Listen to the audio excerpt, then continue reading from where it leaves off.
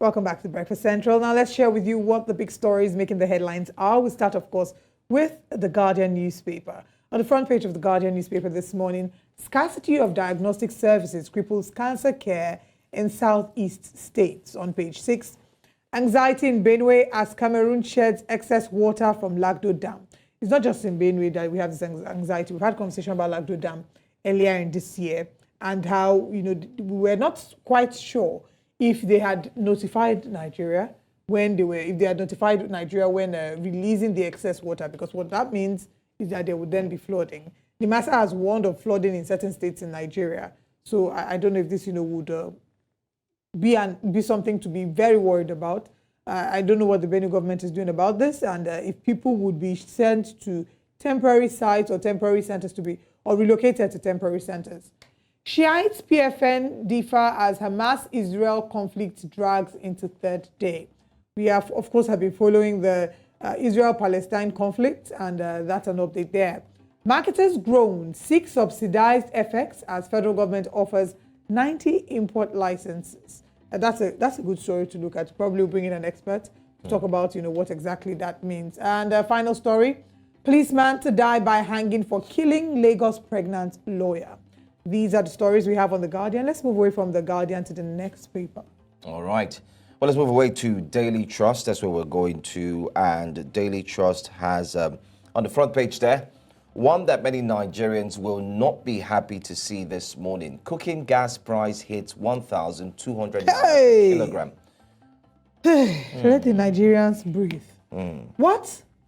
So that means if I'm filling my 12 kg,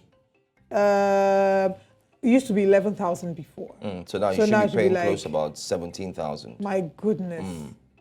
Oh my. So imagine paying that and you're buying fuel for 560, 570. So that's like 17,004. Then I'm buying fuel for typically I used to buy for 12,000 before, but now as a few days ago I bought for 39,000, and it lasts me for 1 week. So literally, we're using all our salaries. And the fuel doesn't last for 1 week anymore. Because the recent fuel that's being sold now at the filling stations. I bought yesterday a full tank. Guess what? Before I came on my way to work this morning, it already left the F sign. I was screaming in the car. I was like a madman in the car. I was like, why? That's what I was saying. Why?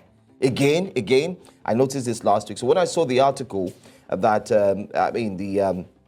Pengerson is already complaining about the quality of the fuel that is being sold since the announcement, I quickly jumped in and said that's true.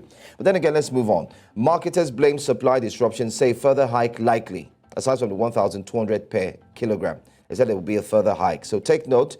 If I were you, I might try to fill up my gas, currently. Nigerians may resort to using firewood, expert says. And then we're talking about, what they call it, renewable energy. We're talking about green energy. The world is tilting towards taking away these harmful sources of energy, So like cooking with coal and all these other things are not, they're harmful for the environment. Whilst the world is moving towards looking at sustainable, renewable energy, we are now going back.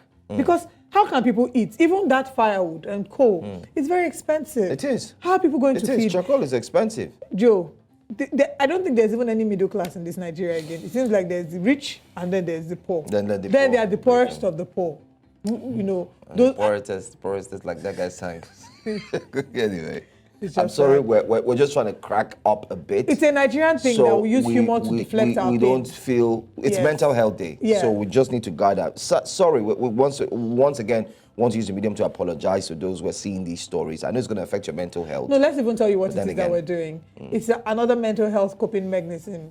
It's, you're deflecting you're using laughter to deflect from your pain. Because by the time I think about this, whatever money you're paying for your family, you are going to have to up it every month. Well, federal government working with NLNG to ramp up supply, according to official. Let's hope that works. Ahead of that, you could take a look at that big one. Tinubu's economic policy is going all right. Yes, Tinubu's economic policy is going all right. Financial Times says, ask president to stop announcing plans without implementation idea. I took my time to read this from the Financial Times, and I must say that they made some very, very key points that I think the president and, of course, his cabinet might want to really look at. One of the points they made was that don't be quick to make announcements of policies without having a proper implementation plan. Is that not what happened with subsidies? Yeah, and they highlighted some key areas to that. One of it was the subsidy. Yes, they said regardless, and they went ahead to say the new CBN governor who's coming in will have no choice than to ramp up, of course, the interest rates. That's what's going to happen in few weeks from now. So they've already predicted it, and we wouldn't be shocked if that happens, because they said that's the only way that they can start creating a balance. But then again, they mentioned the other policies, then they also mentioned the appointments, and they said don't be too quick. And I think that's what we've seen. We've seen the media aide, Ajuri Ngalale, who has come out to speak tough. Remember the Dubai issue? Yes. Oh, we're doing this, we're doing that, we've started this.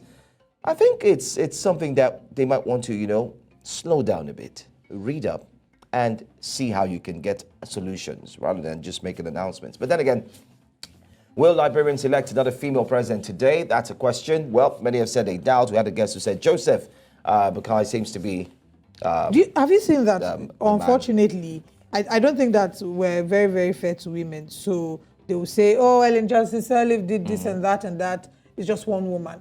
So the time we allowed the woman do this, see what happened. And then there have been generations of men who continue to perpetrate corruption. Nobody bats an eyelid. They'll complain, they'll vote another man in.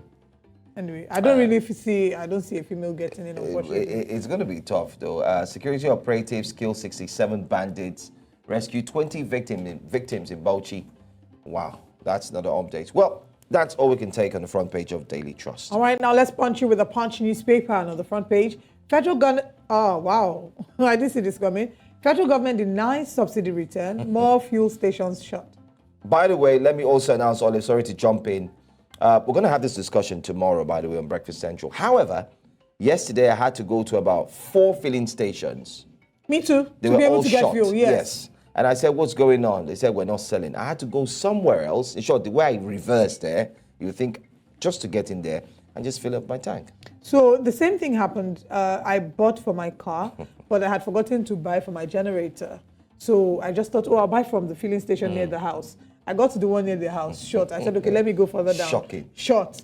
I went to like 4 filling stations as well before I finally found one to buy fuel from. And when I bought it, I was just like, okay, something is going on. I didn't realize that it just looked weird. NNPCL blames pockets of fuel queues and road delays. 25 refinery licenses idle over subsidies, says Kiari. Slain lawyer, Lagos NBA welcomes death sentence for Kilakop. Yeah. A life for a life. That's the law. Yeah. That's the law. Domestic airlines demand jet fuel import license. Forex. Concerns as commercial sex workers invade Lagos malls and lure men. Is it today? Is it today? Concerns. Well, they are also being beaten by the fuel subsidy. Yes, everybody. And the gas price. Markets don't press everybody. Things is pressing the neck. Exactly. So they have to think of strategies. The unfortunate thing about headlines like this is that it makes certain organizations, right, treat women in a certain way. And I'll give you an example. I once went to a restaurant on the island, and I was with a friend, a man.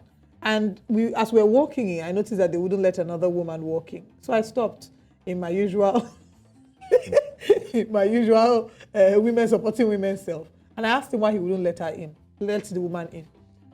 The summary of it is that once you don't come in with a man to certain restaurants on the island, there's an assumption that you're a commercial sex worker coming to lure men, so they wouldn't let you in. So these headlines like this are quite, those are things that put people in trouble. Because I'm a corporate woman. On a Friday night, I may decide, today I want to let my hair down, wear a nice skimpy dress, and just want to hang around town. And then all of a sudden they will assume that I'm a commercial sex worker and wouldn't allow me access. So let me ask I have a problem question. with that headline. Sometimes these headlines they are luring men. spring from the fact that in most places you go to hang out, I mean, as a guy. It's a man that wrote that headline. I have to go and check that story. You find a woman sitting down buying one bottle of mineral and sipping it for 4 hours. Is there a problem? With asking for ice block. So the man that they are luring doesn't have. He doesn't have. Is the animals that they are luring now. He doesn't have discipline. He doesn't have boundaries. He doesn't have self-control. That they are saying a woman is luring him as per he's a baby now. Maybe as she's sipping the drink, she's winking at the guy. And the guy cannot look away. The guy is saying this is too much. I have a problem with that headline, and I'm sure it's a man that wrote it. I'll go and check the Punch newspaper. I'm sure it's a man.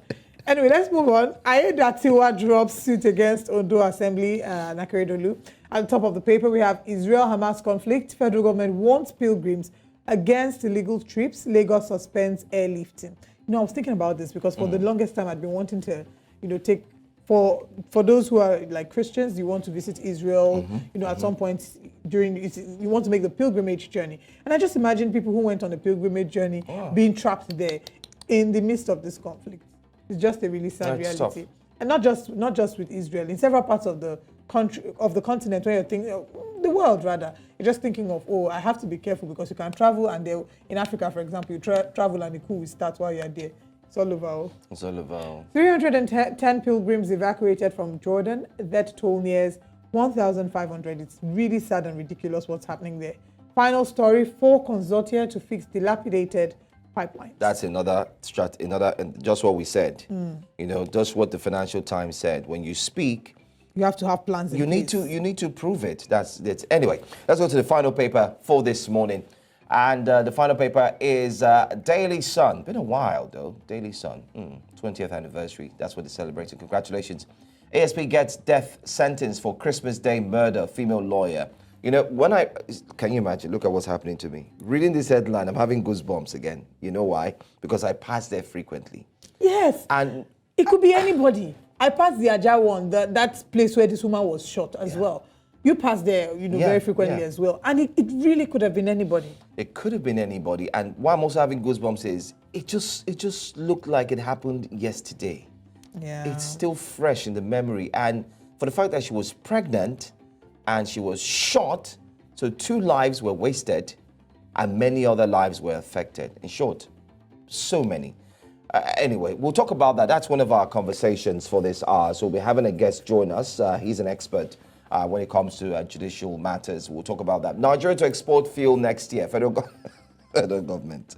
I'm sorry, guys, but while we're giggling, it still has to do with the same conversation we had from the Financial Times, that it's not just about putting the big headlines, because in the past 5 months, we've seen that the administration is so quick in making these huge statements, and yet there's nothing to back it up yet.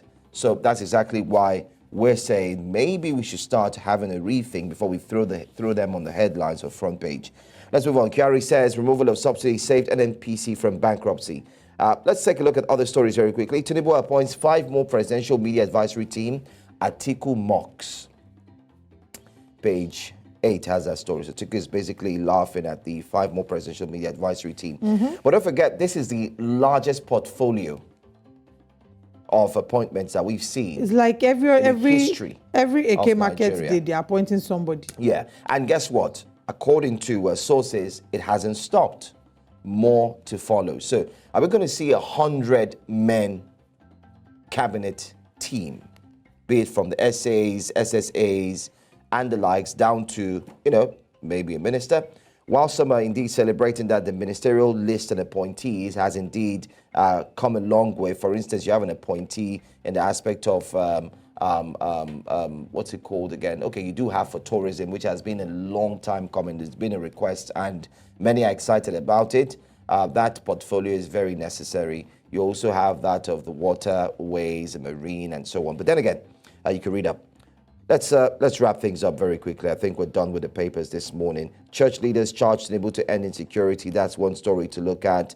99,985 Nigerian students left for UK universities in 5 years, according to the government. That's close to about 100,000 persons who have vacated or have left the shores of Nigeria. But that's all that we're going to take on the front pages of the newspaper for this morning on a Tuesday morning. We've wrapped things up from Daily Trust, The Punch, Daily Sun, and of course, Guardian.